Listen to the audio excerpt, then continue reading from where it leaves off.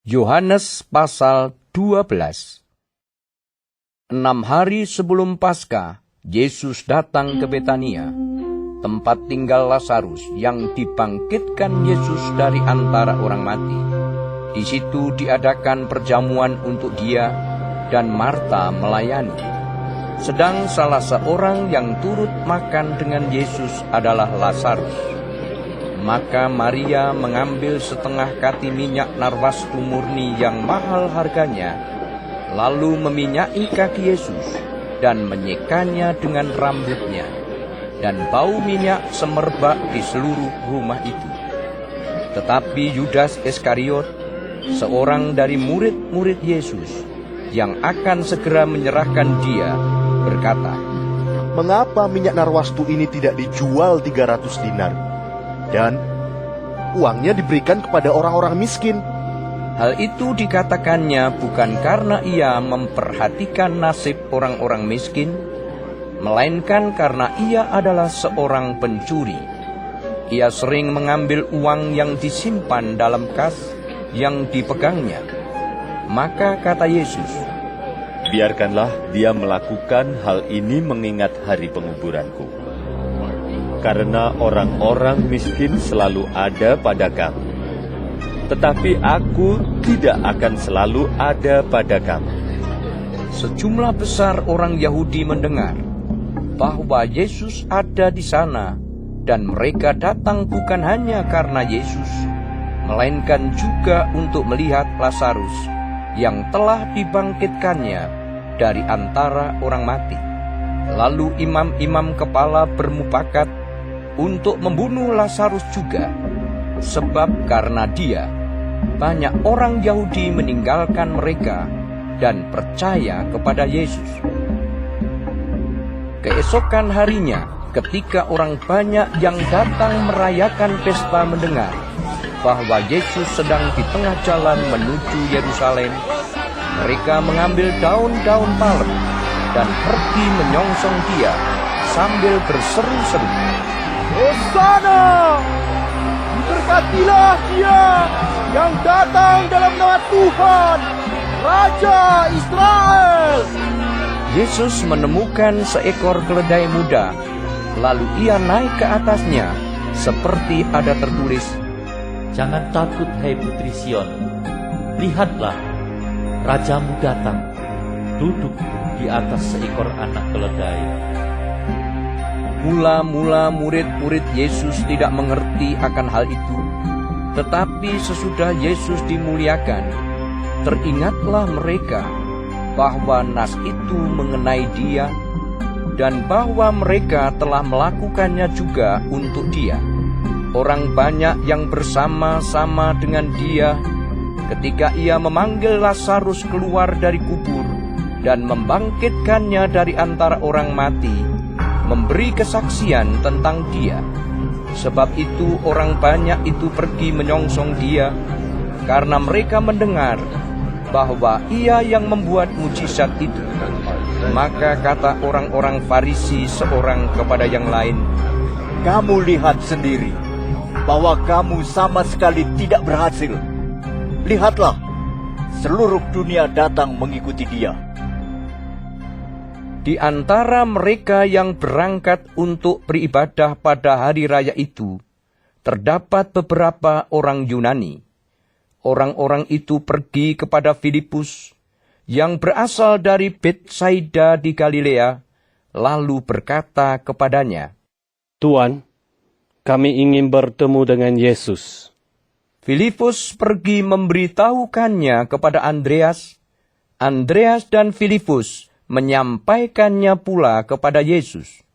Tetapi Yesus menjawab mereka, katanya, Telah tiba saatnya Anak Manusia dimuliakan.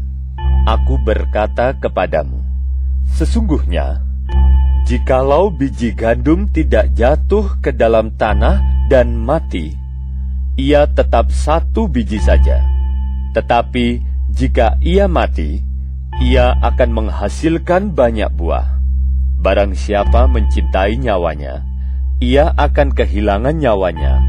Tetapi barang siapa tidak mencintai nyawanya di dunia ini, Ia akan memeliharanya untuk hidup yang kekal. Barang siapa melayani aku, ia harus mengikut aku. Dan di mana aku berada, di situ pun pelayanku akan berada. Barang siapa melayani aku, ia akan dihormati Bapa. Sekarang jiwaku terharu, dan apakah yang akan kukatakan? Bapa, selamatkanlah aku dari saat ini? Tidak, sebab untuk itulah aku datang ke dalam saat ini. Bapa, muliakanlah namamu. Maka terdengarlah suara dari surga, Aku telah memuliakannya, dan aku akan memuliakannya lagi. orang banyak yang berdiri di situ dan mendengarkannya berkata bahwa itu bunyi guntur. Ada pula yang berkata, Seorang malaikat telah berbicara dengan dia. jawab Yesus, Suara itu telah terdengar bukan oleh karena aku, melainkan oleh karena kamu. Sekarang berlangsung penghakiman atas dunia ini. Sekarang juga penguasa dunia ini akan dilemparkan keluar. Dan aku, apabila aku ditinggikan dari bumi, aku akan menarik semua orang datang kepadaku.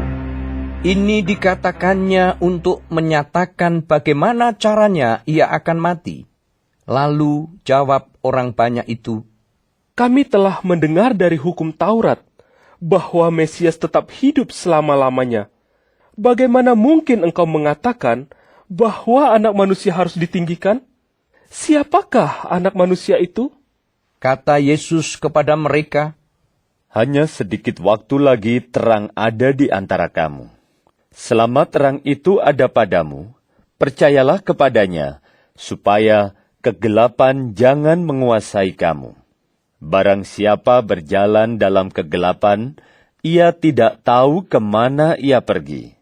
Percayalah kepada terang itu, selama terang itu ada padamu, supaya kamu menjadi anak-anak terang. Sesudah berkata demikian, Yesus pergi bersembunyi dari antara mereka. Dan meskipun Yesus mengadakan begitu banyak mujizat di depan mata mereka, namun mereka tidak percaya kepadanya, supaya genaplah firman yang disampaikan oleh Nabi Yesaya. Tuhan, siapakah yang percaya kepada pemberitaan kami? Dan kepada siapakah tangan kekuasaan Tuhan dinyatakan? Karena itu mereka tidak dapat percaya, sebab Yesaya telah berkata juga, Ia telah membutakan mata dan mendegilkan hati mereka, supaya mereka jangan melihat dengan mata dan menanggap dengan hati, lalu berbalik, sehingga aku menyembuhkan mereka. hal ini dikatakan oleh Yesaya, karena ia telah melihat kemuliaannya dan telah berkata-kata tentang dia. Namun banyak juga di antara pemimpin yang percaya kepadanya, tetapi oleh karena orang-orang Farisi, mereka tidak mengakuinya berterus terang, supaya mereka jangan dikucilkan. Sebab mereka lebih suka akan kehormatan manusia daripada kehormatan Allah. Tetapi Yesus berseru, katanya, Barang siapa percaya kepadaku, ia bukan percaya kepadaku, tetapi kepada Dia yang telah mengutus aku. Dan barang siapa melihat aku, ia melihat Dia yang telah mengutus aku. Aku telah datang ke dalam dunia sebagai terang, supaya setiap orang yang percaya kepadaku jangan tinggal di dalam kegelapan. Dan jikalau seorang mendengar perkataanku, tetapi tidak melakukannya, aku tidak menjadi hakimnya. Sebab aku datang bukan untuk menghakimi dunia, melainkan untuk menyelamatkannya. Barang siapa menolak aku, dan tidak menerima perkataanku, ia sudah ada hakimnya, yaitu firman yang telah kukatakan, itulah yang akan menjadi hakimnya pada akhir zaman. Sebab aku berkata-kata bukan dari diriku sendiri, tetapi Bapa yang mengutus aku, dialah yang memerintahkan aku untuk mengatakan apa yang harus aku katakan dan aku sampaikan. Dan aku tahu bahwa perintahnya itu adalah hidup yang kekal. Jadi, apa yang aku katakan, aku menyampaikannya sebagaimana yang difirmankan oleh Bapa kepadaku.